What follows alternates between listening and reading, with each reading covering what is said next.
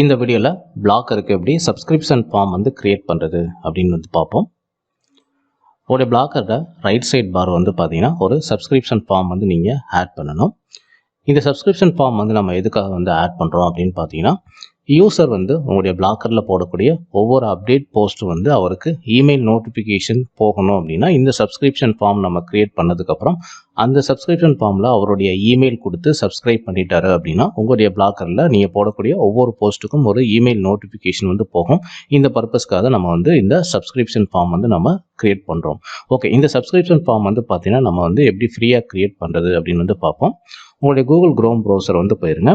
போனதுக்கப்புறம் வந்து பார்த்தீங்கன்னா இதில் ஃபீட் பர்னர் அப்படின்னு சொல்லிட்டு நீங்கள் சர்ச் பண்ணுங்கள். Feed burner FEED BURNER feed burner அப்படின்னு சொல்லிட்டு சர்ச் பண்ணதுக்கப்புறம் வந்து பார்த்தீங்கன்னா ஃபர்ஸ்ட் லிங்க் வந்து பார்த்தீங்கன்னா feedburner.google.com இந்த லிங்க் வந்து கிளிக் பண்ணுங்கள். ஸோ கிளிக் பண்ணதுக்கப்புறம் வந்து பார்த்தீங்கன்னா இதனுடைய ஹோம் பேஜ் வந்து உங்களுக்கு இந்த மாதிரி தான் வந்து இருக்கும். இந்த ஹோம் பேஜில் வந்து பார்த்தீங்கன்னா ஃபஸ்ட்டு உங்கள் பிளாக்கரோட யூஆர்எல்லை நீங்கள் காப்பி பண்ணி இங்கே போடணும்.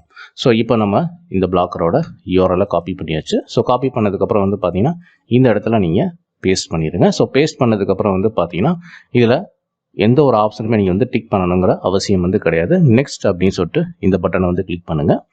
ஸோ இதுக்கு அடுத்த பேஜில் வந்து பார்த்தீங்கன்னா உங்களுக்கு வந்து இந்த மாதிரி உங்களுக்கு வந்து தமிழ் பிளாக்கர்ஸ் டுட்டோரியல் ஆட்டோம் அப்படின்னு இருக்கும். ஸோ இந்த ஆப்ஷன் வந்து இதுலேயே இருக்கட்டும். ஸோ நெக்ஸ்ட் வந்து கொடுத்துருங்க. ஸோ நெக்ஸ்ட் பேஜில் வந்து பார்த்தீங்கன்னா உங்களுக்கு வந்து நீங்கள் எந்த ஒரு செட்டிங்ஸுமே இதில் வந்து பண்ண தேவையில்லை. ஃபீட் டைட்டில் வந்து பார்த்தீங்கன்னா நீங்கள் கொடுத்த தமிழ் பிளாக்கர்ஸ் டுட்டோரியல் ஆட்டோமேட்டிக்காக உங்களுடைய பிளாக்கரோட டைட்டில் வந்து எடுத்துக்கிச்சு.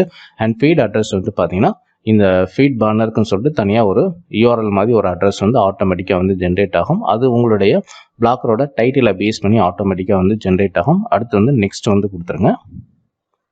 ஸோ நெக்ஸ்ட்டு கொடுத்ததுக்கப்புறம் வந்து பார்த்தீங்கன்னா உங்களுக்கு வந்து இந்த பேஜில் வந்து உங்களுக்கு வந்து நீங்கள் எந்த ஒரு செட்டிங்ஸுமே பண்ண தேவையில்லை. அகெயின் வந்து நெக்ஸ்ட் வந்து கொடுத்துருங்க. அண்ட் நெக்ஸ்ட் கொடுத்ததுக்கப்புறம் வந்து பார்த்தீங்கன்னா உங்களுக்கு வந்து அண்ட் ஃபைனலாக நீங்கள் வந்து இதில் எந்த ஒரு ஆப்ஷனுமே நீங்கள் வந்து டிக் பண்ணணுங்கிற அவசியம் வந்து கிடையாது. தென் அகெயின் வந்து நெக்ஸ்ட் வந்து கொடுங்க. ஸோ நெக்ஸ்ட் கொடுத்ததுக்கப்புறம் வந்து பார்த்தீங்கன்னா உங்களுக்கு வந்து ஃபீட் பர்னர் வந்து உங்களுடைய பிளாக்கருக்கு நீங்கள் க்ரியேட் பண்ணிட்டீங்க. You are successfully updated the feed Tamil bloggers tutorial அப்படின்னு சொல்லிட்டு உங்களுக்கு இந்த இடத்துல இந்த மாதிரி ஒரு இண்டிகேஷன் மெசேஜ் வந்து காட்டும். இதில் வந்து உங்களுக்கு வந்து பப்ளிஷி அப்படின்னு சொல்லிட்டு இந்த ஆப்ஷன் வந்து கிளிக் பண்ணுங்கள். ஸோ கிளிக் பண்ணதுக்கப்புறம் வந்து பார்த்தீங்கன்னா இதில் வந்து இமெயில் சப்ஸ்கிரிப்ஷன் அப்படின்னு சொல்லிட்டு ஒரு ஆப்ஷன் இருக்கும். இந்த ஆப்ஷன் வந்து கிளிக் பண்ணுங்கள். ஸோ கிளிக் பண்ணதுக்கப்புறம் வந்து பார்த்தீங்கன்னா நெக்ஸ்ட் வந்து இதில் ஆக்டிவேட் அப்படின்னு சொல்லிட்டு ஒரு பட்டன் வந்து காட்டும். இந்த ஆக்டிவேட் அப்படின்னு சொல்லிட்டு இந்த பட்டனை வந்து கிளிக் பண்ணுங்கள். ஸோ கிளிக் பண்ணதுக்கப்புறம் வந்து பார்த்தீங்கன்னா நெக்ஸ்ட் பேஜில் உங்களுக்கு இந்த மாதிரி ஒரு ஸ்கிரிப்ட் வந்து காட்டும். புரியுதுங்களா? ஸோ இந்த ஸ்கிரிப்ட் வந்து காட்டும். அதுக்கு முன்னாடி வந்து பார்த்தீங்கன்னா மேலே வந்து உங்களுக்கு வந்து தமிழ் பிளாக்கர்ஸ் டுட்டோரியல் கீழே வந்து பார்த்தீங்கன்னா ஃபஸ்ட்டு வந்து ஒரு சிம்பிள் வந்து காட்டும். RSS ஃபீட் சிம்பிள் அப்படின்னு சொல்லுவோம். ஸோ இந்த ஐக்கானை வந்து கிளிக் பண்ணுங்கள். கிளிக் பண்ணதுக்கப்புறம் வந்து பார்த்தீங்கன்னா தனியாக இன்னொரு நியூ டேபிள் வந்து பார்த்தீங்கன்னா இந்த மாதிரி ஃபீட் பர்னர் பேஜ் வந்து ஓப்பன் ஆகும். இந்த யூஆர்எல் வந்து ஜஸ்ட் அப்படியே நீங்கள் வந்து காப்பி பண்ணிக்கிங்க. காப்பி பண்ணிவிட்டு உங்களோட பிளாக்கரோட டேஷ்போர்டு வந்து போங்க. இதில் வந்து செட்டிங்ஸ் அப்படின்னு சொல்லிட்டு இந்த ஆப்ஷன் வந்து கிளிக் பண்ணுங்கள். ஸோ கிளிக் பண்ணதுக்கப்புறம் வந்து பார்த்தீங்கன்னா இதில் வந்து ஸ்க்ரோல் பண்ணுங்கள். ஸ்க்ரோல் பண்ணதுக்கப்புறம் வந்து பார்த்தீங்கன்னா இதில் வந்து ஃபீட் அப்படின்னு சொல்லிட்டு ஒரு செக்ஷன் வந்து இருக்கும். ஜஸ்ட் நீங்கள் வந்து ஸ்க்ரோல் பண்ணுங்கள். இதில் வந்து சைட் ஃபீட் அப்படின்னு இருக்கும். இதில் வந்து பார்த்தீங்கன்னா உங்களுக்கு வந்து போஸ்ட் ஃபீட் ரீடைரக்ட் யூஆர்எல் அப்படிங்கிற ஆப்ஷன் வந்து கிளிக் பண்ணுங்கள். ஸோ இந்த பாக்ஸில் வந்து பார்த்தீங்கன்னா நீங்கள் காப்பி பண்ண இந்த ஃபீட் பர்னர் யூஆர்எல் வந்து பேஸ்ட் பண்ணிவிட்டு சேவ் வந்து கொடுத்துருங்க.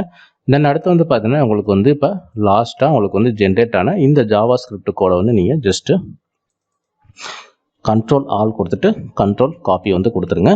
ஸோ காப்பி பண்ணதுக்கப்புறம் வந்து பார்த்தீங்கன்னா இப்போ லேஅவுட் செக்ஷன் வந்து போங்க. ஸோ லேஅவுட் போனதுக்கப்புறம் வந்து பார்த்தீங்கன்னா இப்போ நம்ம இந்த சப்ஸ்கிரிப்ஷன் ஃபார்ம் வந்து பார்த்தீங்கன்னா நம்ம வந்து இந்த சைடு பாரில் தான் நம்ம வந்து ஆட் பண்ண போகிறோம். அண்ட் இது வந்து எந்த செக்ஷன் கீழே நம்ம வந்து ஆட் பண்ண போகிறோம் அப்படின்னு பார்த்தீங்கன்னா இந்த சோசியல் பிளக்கினுக்கு கீழே வந்து நம்ம ஆட் பண்ண போகிறோம். ஸோ இப்போ வந்து சைட் பார் ரைட் பியில் வந்து பார்த்தீங்கன்னா ஆட் ஏ கெஜெட் அப்படின்னு சொல்லிட்டு இந்த ஆப்ஷன் வந்து கிளிக் பண்ணுங்கள்.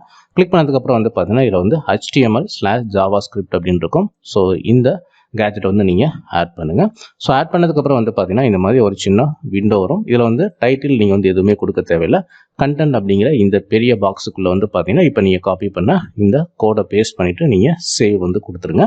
அண்ட் இந்த சப்ஸ்கிரிப்ஷன் ஃபார்ம் வந்து பார்த்தீங்கன்னா உங்களுக்கு வந்து எந்த இடத்துல நீங்கள் பிளேஸ்மெண்ட் பண்ணுறீங்களோ அந்த இடத்துல நீங்கள் வந்து மூவ் வந்து பண்ணிக்க முடியும். புரியுங்களா? ஸோ உங்களுக்கு தேவையான இடங்களில் நீங்கள் இதை மூவ் பண்ணி நீங்கள் செட் பண்ணிக்க முடியும்.